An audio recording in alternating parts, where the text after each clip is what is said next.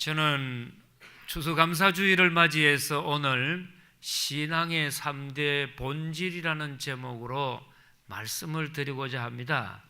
이 본질적인 믿음 가운데 주님이 응답하시고 또 우리 성도들에게 큰 은혜 주시기를 축복합니다. 축복합니다. 본질이 중요합니다. 우리가 요즘 자주 먹는 음식 중에 피자라고 하는 이태리 음식이 들어와 있습니다. 이게 굉장히 인기가 많은데 세계에 보면은 3대 회사가 있는데 1번이 그 유명한 피자헛이라고 하는 회사입니다. 이 회사는 무엇으로 승부수를 뜨느냐? 메뉴가 많습니다. 그래서 다양한 메뉴를 가지고 고객 유치하려고 노력을 많이 하는 회사입니다. 두 번째로는 도미노 피자 회사 집이 있는데 이 회사는 어떤 전략으로서 많은 고객을 유치하려고 하느냐? 총알같이 빠른 배달입니다. 그래서 피자 2판 부탁합니다 하고 전화 놓으면 배달 옵니다. 그만큼 빠르게 이제 배달해주는 그런 걸로 승부수를 띄우고 있습니다.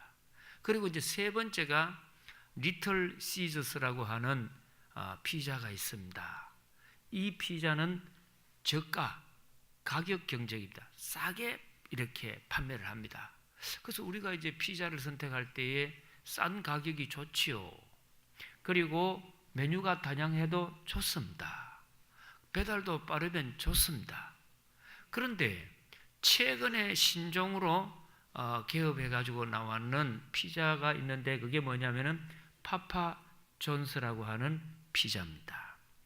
이 회사가 이미 기존에 있는 세계 대메이커 브랜드를 제치고 신종 후발주자면서도 불구하고 거의 앞으로는 피자 시장은 파파 존스 피자가 점령하지 않겠나 이렇게 봅니다. 왜 그러냐 하면은 이 회사가 승부수를 걸었던 것이 뭐냐 하면은 피자의 본질은 맛이다. 피자의 본질은 맛이기 때문에 맛있게 만들자. 그래서 배달 빠르고 가격 싸고 메뉴가 다양한 것은 두 번째 문제지. 피자라고 하면은 본질은 무엇에 달려있느냐? 맛에 달렸다는 겁니다. 그처럼 우리가 살아가면서는 사업을 하든 공부를 하든 일을 하든 가정생활을 하든 무엇을 하든지 내가 지금 하고 있는 이 일의 본질이 뭐냐를 아셔야 합니다. 그걸 비켜가서는 되지 않습니다. 그러면 오늘 우리 성도님들과 저는 무엇의 본질만큼은 분명히 깨닫고 규명을 하셔야 하느냐? 신앙의 본질을 알기를 원합니다. 우리 성도님들 신앙생활을 하는 목적이 뭡니까? 우리가 믿음 생활을 해야 할 이유가 뭡니까? 그 본질이 바로 되지 않으면 엉뚱한 데 두드리는 경우가 있습니다. 유럽에 가면은 관광 코스 중에 성당이나 교회를 많이 소개합니다. 저 같은 경우에도 모스크바 가니까 거기에 큰 교회당이 모스크바 광장에 있습니다. 그래서 그 유명한 교회라고 해가지고 소개를 하는데 웅장함과 화려함을 소개했습니다. 보세요. 이 교회가 얼마나 웅장하고 화려합니까? 그러네요. 오색 찬란합니다. 터키에 가보십시오. 소피아 성당 얼마나 큰지 모릅니다. 그리고 바티칸 성당 규모를 보세요. 굉장합니다. 그 심지어 어떤 교회가 유명하다고 갔더니 뭐가 유명하냐? 파이프 오르간이 유명하다. 거기 있는 교회에 비치되어 있는 파이프 오르간 가격이 100억이랍니다. 100억짜리 파이프 오르간을 갖다는 왜 우리가 돈을 억이라고 할까? 숨 넘어간다고 해가지고 그래 많은 돈이죠. 100억을 거기 벽에 붙여놨지. 근데 솔직하게 우리 한번 이야기해 봅시다.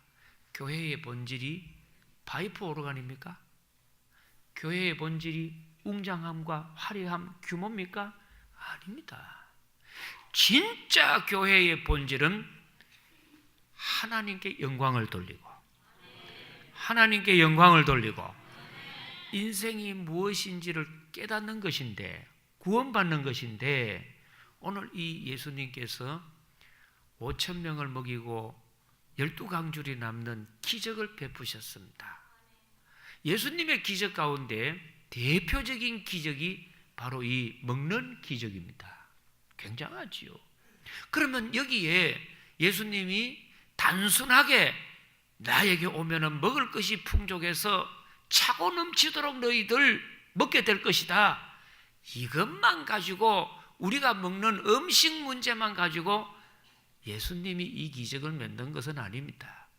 이 기적을 통하여 깊숙한 곳에 내용이 뭐냐? 이 본문에 가장 깊이 담고 있는 믿음의 교훈은 신앙의 본질을 바로 해라. 신앙의 본질을 바로 해라. 그러면 신앙의 본질 1번이 뭐냐? 첫째 믿음의 본질에서는 내가 누구냐? 내가 무엇하러 와가지고 무엇하다가 가야 할 인생이며 내 정체성이 무엇인지를 바로 깨닫는 것이 신앙의 본질 1번입니다. 지금 예수님이 말씀을 전하고 병자를 고치시고 귀신을 쫓아내고 능력을 행하니까 많은 사람들이 몰려와갔는데 3일이 지났습니다. 배가 고픈 저녁이 되니까 제자들이 예수님께 부탁을 합니다. 예수님, 3일 됐습니다.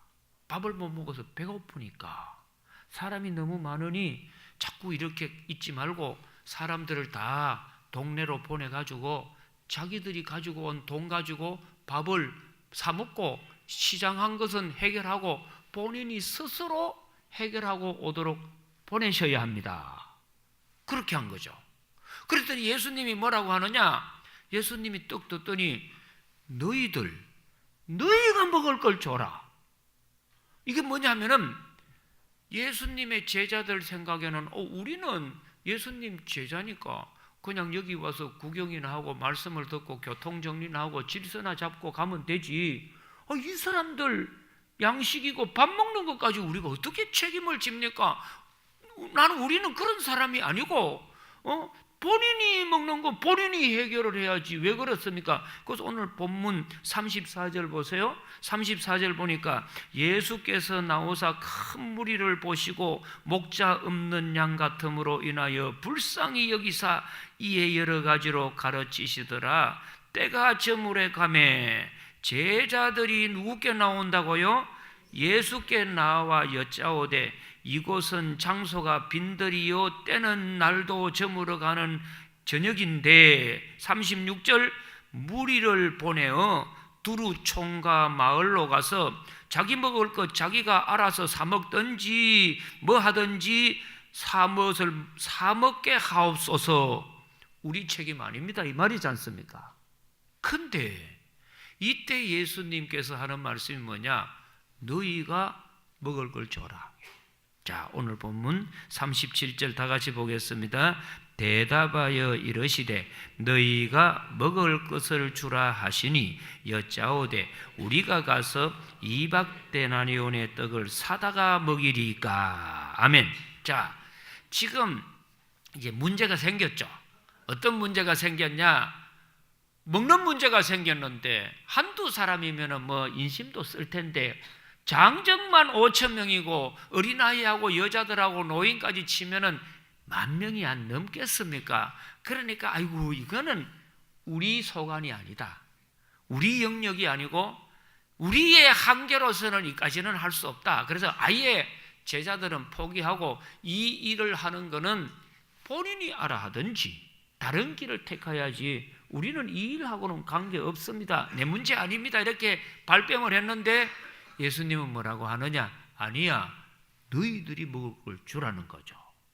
그랬더니 제자 한 사람이 머리가 딱 돌아가지고 그러려면은 이 문제를 해결하려면은 돈이 있어야 되니까 어떻게 하냐? 가만히 수를 해버려 보니까 200데나리온, 한 데나리온은 그 당시 장정의 하루 일당입니다. 계산하도 쉽도록 10만 원 치면은 200명이면 얼마입니까?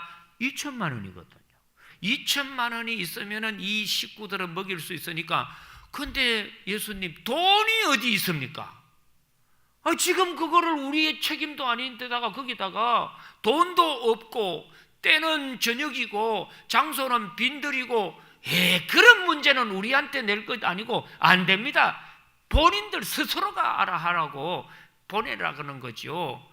그때 다른 한 제자가 와가지고 여기에 물고기 2마리, 보리떡 5개가 있는데 이게 도움이 되겠습니까? 그러면서 자기들이 할 수 있는 영역이 뭐냐? 자기가 가지고 있는 것을 가지고 주님께 맡기고 부탁하는 겁니다.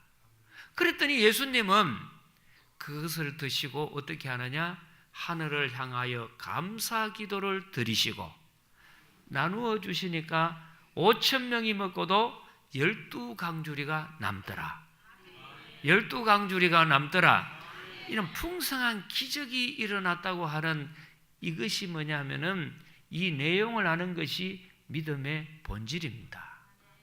그래서 믿음 생활을 해가면서 어떤 문제가 딱 부닥쳤을 때에는 나라고 하는 인간의 정체성과 본질을 먼저 깨닫고 제일 중요한 것은 나는 죄인입니다. 나는 죄인입니다. 나는 죄인입니다. 자기 자신이 정체성이 죄인임을 먼저 하나님 안에서 깨닫기를 축복합니다. 나이가 40이 넘어가지고 결혼했는 남자분이 50대여가지고 아들 하나가 있어가지고 유치원을 보낸 겁니다. 늦게 결혼을 해서 아이 하나를 놓고 키우니까 얼마나 귀하겠습니까? 그래서 그 아이를 부인이 놓을 때 어떤 마음을 먹었냐? 내가 살아가는 동안에 니는 조금도 어려움 없이 내가 있는 힘을 다 해가지고 도와줘서 키워주겠다.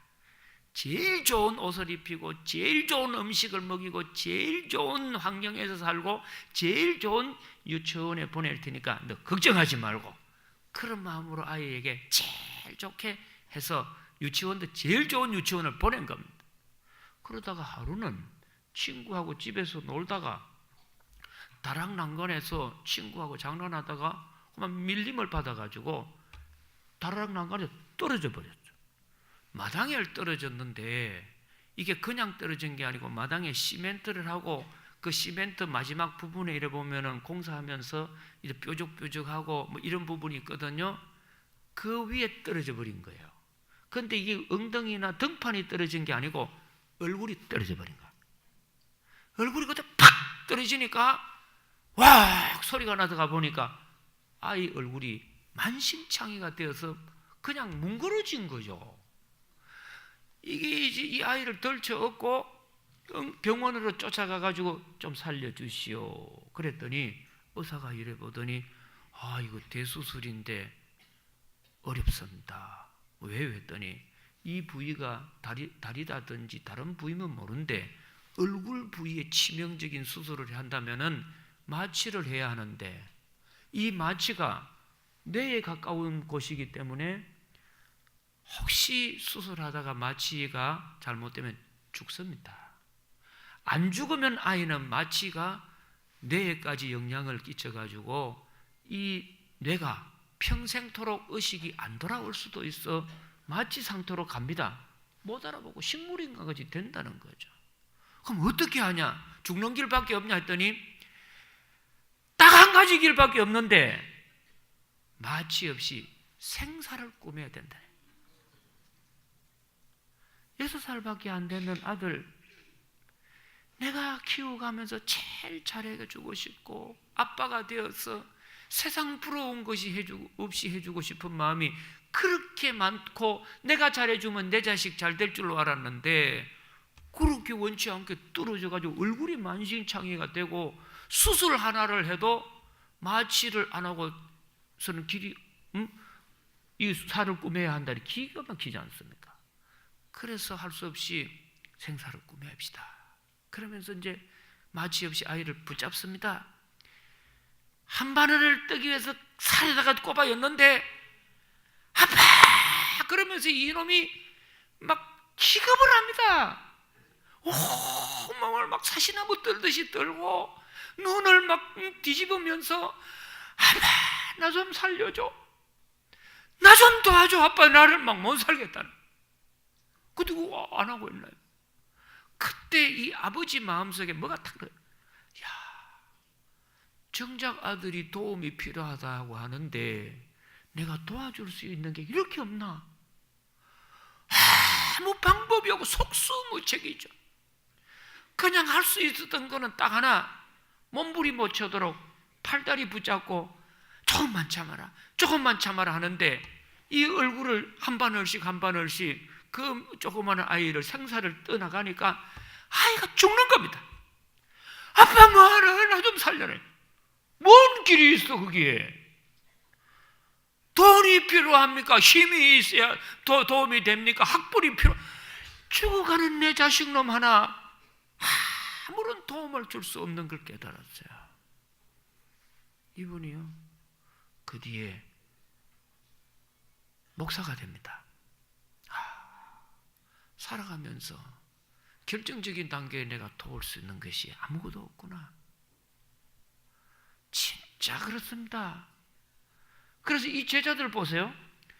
너희 그 먹을 걸 주라 그랬더니 문제 앞에 딱 들어서면은 속수무책입니다. 때는 저녁이고 장소는 빈들이고 가진 것은 없고 길이 없는데 문제가 생기죠. 이런 이야기 합니다. 옛날 결혼하기 전에 만났던 애인을 만났는데 이 애인이 딱 보는 순간에 억수로 부자인 그 재벌같이 보입니다. 차도 막 외제 고급 성룡차고 입고 있는 옷도 좋고 하니까 딱 보는 순간에 저를 왜 버렸을까? 그 순간 딱 느끼면 어디가 아파요? 배가 아파. 그때 내가 바보같이 왜 그렇게 배가 아프지? 그런데 헤어졌던 여자를 만났는데 딱 보니까 너무 궁핍하고 못 살아, 불쌍해. 밥도 제대로 못 먹는다고 하고 이거 뭐 신용불량자가 되어 있대. 그거 딱 보는 순간에 뭐 마음이 어디가 아파? 가슴이 아파. 가슴 아프지. 집에 와서 힘든 부인을 보면 어디가 아파? 머리가 아파. 여러분, 세상이 말이요, 다 좋은 것 같아도 다 아픕니다. 문제 없는 사람이 어디에 있습니까? 그럴 때 우리가 할 수 있는 일은 너무 한정됐고 없다는 거죠. 막상 들어가 보면 없습니다. 지금 남북 통일의 문제만 해도 우리가 뭐 할 수 있는 게 있나요? 뭐 어떻게 하겠어요? 그래서 이런 문제가 있을 때 항상 내 자신이 부족함을 빨리 인식하면 인식할수록 여러분의 믿음은 본질에 다가서는 겁니다. 왜요? 하나님이 역사하실 때가 자기 자신이 부족하고 죄인입니다라고 고백할 때입니다. 베드로를 보십시오. 주님, 저는 죄인이로소이다. 모세를 보십시오. 자기는 40살까지 궁궐에서 모든 학문을 다 배우고 무예를 배워가지고 내가 전부 할 수 있다고 생각하고 나왔어요. 내 힘으로 독립하고 내 힘으로 민족을 살리고 내 힘으로 할 수 있다고 생각하고 애굽 사람 하나를 죽여버렸어요. 살인자 되어가지고 도망을 갔지 않습니까? 광야 생활 40년 하는 동안에 하나님이 침묵하고 보셨어요. 근데 언제 오셨느냐? 나는 참 부족한 죄인이로구나, 연약한 인생이로구나. 이걸 깨달아가지고 시내산에서 양을 치면서 참 이렇게 허탈하게 앉아있을 때 주님 찾아오셨어요. 모세야, 너 이러고 있으면 안 돼. 네 동족 애굽에서 구출해야 된다. 가거라 했더니 딱 모세가 했던 말이 뭡니까? 주님, 제가 누굽니까? 제가 알고 보니까 아무것도 아닙니다. 제가 알고 보니까 뭐 바로의 공주 뭐 아무것도 아니고 저는 하찮은 죄인이고 이 산에서 양치는 목자고 쓰레기만도 못한 인간입니다. 그 고백을 합니다. 진정한 그리스도인들의 고백은 언제부터 시작하느냐? 저는 죄인입니다. 제가 보니까 제가 아무것도 아닙니다. 그래서 시편 73편 21절에 보면은 이런 말씀이 있습니다. 내 마음이 산란하며 내 양심이 찔렀나이다. 내가 이같이 우매무지함으로 주 앞에 짐승이오나. 하나님 앞에 나를 보니까 짐승이요. 시편 22편 6절에 보니 나는 벌레요 사람이 아니라는 거죠. 여러분, 공부하고 돈 좀 있고 얼굴 잘나고 그리고 뭐 이런저런 인맥이 있으면 내가 대단한 것 같지만 하나님 앞에 단독자로 딱 섰을 때에는 나는 죄인입니다. 아무것도 아닙니다. 우리 꿈 깨셔야 합니다. 제발 교만하지 마십시오. 우리 인생 하나님이 풀어버리면 날아가 버립니다. 오죽하면 바울 사도가 오라 공고한 사람이라도 이 사망의 몸에서 내 인생이 어떻게 살 길이 있냐? 나는 알고 보니까 아무것도 아니요 죄인 중에 괴수로다. 죄인의 의식을 갖는 게 여러분 1번입니다. 두 번째 신앙의 본질은 이런 내가 살 수 있는 길은 오로지 내 인생의 모든 문제를 주님께 맡기는 것입니다. 주님께 맡기는 것입니다. 이게 두 번째 신앙의 본질입니다. 많은 사람들은 주님이 문제를 주시고 내 인생에 문제가 있으면 내가 풀어보려고 합니다. 그래서 이 문제를 풀 때에 풀 수 있는 답안지 1번이 뭐가 필요하냐? 돈이 필요하면 해결될 줄로 생각하고 돈 따라갑니다. 돈 200데나리온 있어야 합니다. 1000데나리온 있어야 합니다. 돈이 있어야 합니다. 그 다음에 인맥이 있어야 합니다. 이것을 따지지 주님에게 맡기는 자가 없습니다. 그런데 이 본문에 보면은 문제가 있어서 주님이 내 인생에 문제를 주면은 나에게 그 문제를 풀으라고 주시는 것이 아니에요. 네가 할 수 없지만은 해야 하는 것인데 그것을 깨닫고 내게 맡기라는 겁니다. 내게 맡겨라. 내게 맡겨라. 네가 깨달았으면은 네 문제가 그것을 해결해야지만 네가 안고 있지 말고 그 문제를 나에게 맡겨라. 할렐루야. 그래서 성경에는 맡긴다는 말이 여러 번 나오고 있습니다. 시편 37편 4절에 보니 또 여호와를 기뻐하라. 그가 내 마음의 소원을 내게 이루어 주시리로다. 내 길을 여호와께 맡기라. 내 길을 여호와께 맡기라. 그를 의지하면 그가 이루시고 내 의를 빛같이 나타내시며 내 공의를 정오의 빛같이 하시리로다. 인생에 문제가 생기면 내가 풀려고 노력하기 전에 이 문제를 누구에게 먼저 맡겨야 돼요? 주님에게 맡기셔야 합니다. 이게 신앙의 본질입니다. 이걸 위해서 여러분 여기 나온 겁니다. 이걸 위해서 감사를 하고 이걸 위해서 예배를 드리고 이걸 위해서 성경을 보는 겁니다. 시편 55편 22절에 보니 너의 짐을 여호와께 맡기라. 그가 너를 붙드시고 의인의 요동함을 영원히 허락하지 아니하시리로다. 잠언 16장 3절에도 나옵니다. 너의 행사를 여호와께 맡기라. 그리하면 내가 경영하는 것이 이루어지리라. 할렐루야. 내 인생의 문제를 내가 풀으라는 겁니까? 주님께 맡기라는 겁니까? 주님께 맡기는 것이 신앙의 두 번째 본질입니다. 그래서 어떤 것도 맡기느냐? 로마서 12장 19절에 보니 내 사랑하는 자들아 너희가 친히 원수를 갚지 말고 하나님의 진노하심에 맡기라. 원수 갚는 것도 내 손으로 풀지 말고 누구에게 맡겨요? 하나님께 맡기고. 그뿐만 아니고 베드로전서 5장 7절에도 너희 염려를 다 주께 맡기라. 내가 가지고 있는 염려, 근심, 걱정, 고민, 노후 문제, 자녀 문제, 내 인생의 모든 문제를 내가 끌어안고 내가 해결하고 내가 그것을 풀으라고 주님이 있는 게 아니에요. 그러기 위해서 신앙생활하는 게 아니고 내 인생의 문제를 누구에게 맡겨요? 주님께 맡기는. 제자들 중에는 이 문제는 우리가 풀 수 없으니 우리가 할 수 있는 것은 물고기 2마리, 보리떡 5개밖에 없습니다. 물고기라는 말이 원래는 싱싱한 물고기는 익투스예요. 여기에 나오는 물고기는 익투스라고 하는 싱싱한 물고기가 아니고 옵사리온이라고 하는, 우리나라 같으면 조그마한 마른 멸치 같은 조금 큰 걸, 그런 걸 말합니다. 그리고 떡이라는 것도요, 흰 떡이 아니에요. 이 떡은 무슨 떡이냐? 흔히들 하는 말로 개떡입니다.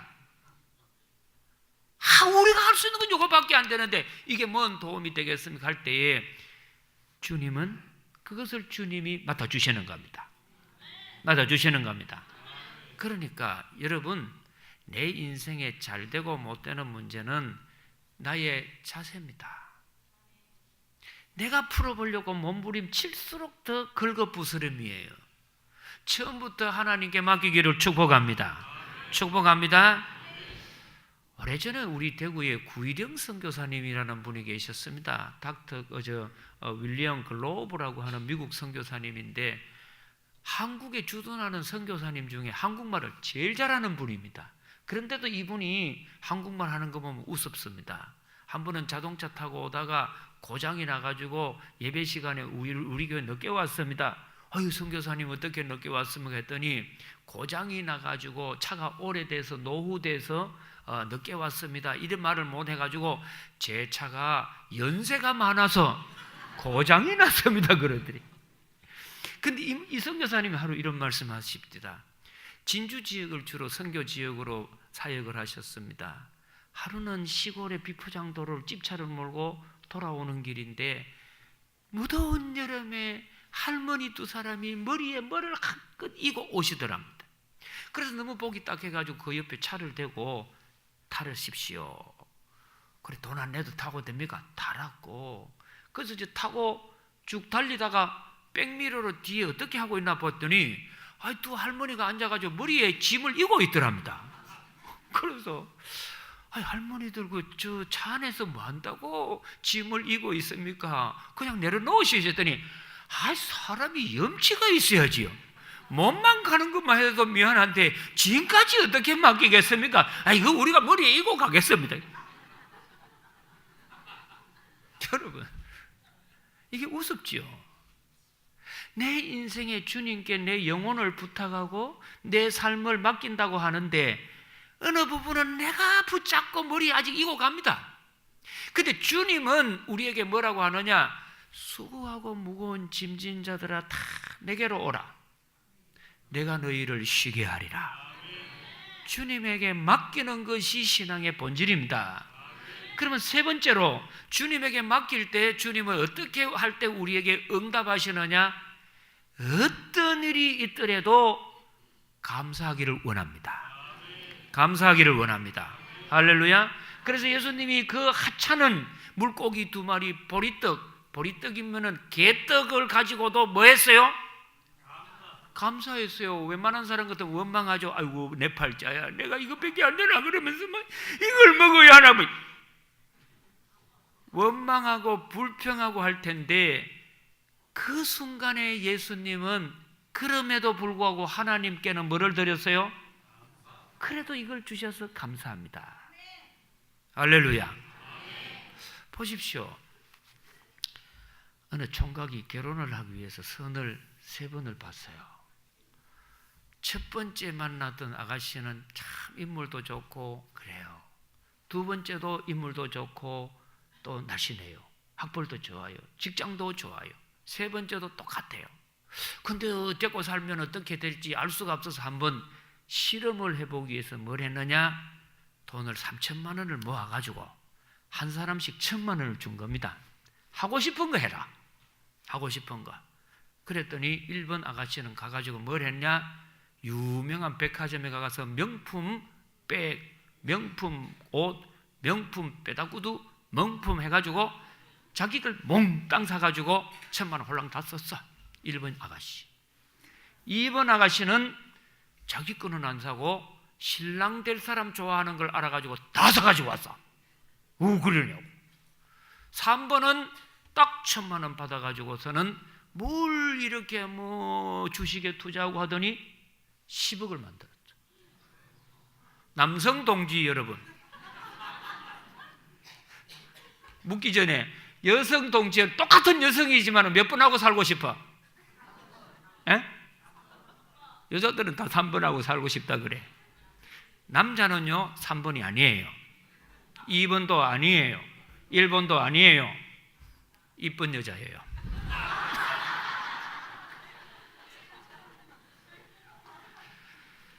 이거 제가 웃자고 하는 말이지만은 보십시오.